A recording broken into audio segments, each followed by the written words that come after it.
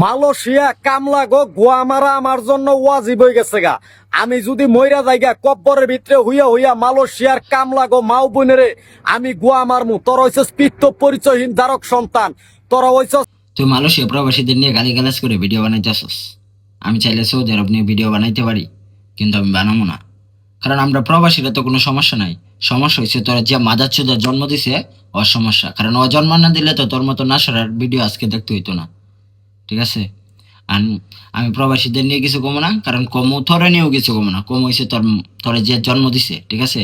কারণ তোর যে মাদারচোদার জন্ম দিছে, ওই মাদারচোদা যদি তোর আজকে জন্ম না দিত, এই দুনিয়াতে না পাঠাইতো, তাহলে তো আমরা এইসব ভিডিও দেখতে পারতাম না, ঠিক আছে?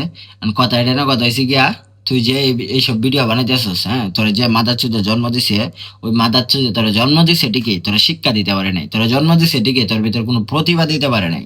কারণ তোর মতো নাসররা জন্ম দিছে, তুই নাসরা তো অনলাইনে ভাইরাল হইতেছাস। কারণ তোর ভিতরে তো তোর জন্মদাতা কোনো পিতা তোর কোনো শিক্ষা দিতে পারে নাই, তোরা কোনো প্রতিভা দিতে পারে নাই। তুই কোনোভাবে অনলাইনে ভাইরাল হইতে পারতেছ না। দিন শেষে তুই বাইচে নিছ যে প্রবাসীদের নিয়ে তুই গালিগালাজ করবি মরুভূমিতে তাইগা, ঠিক আছে?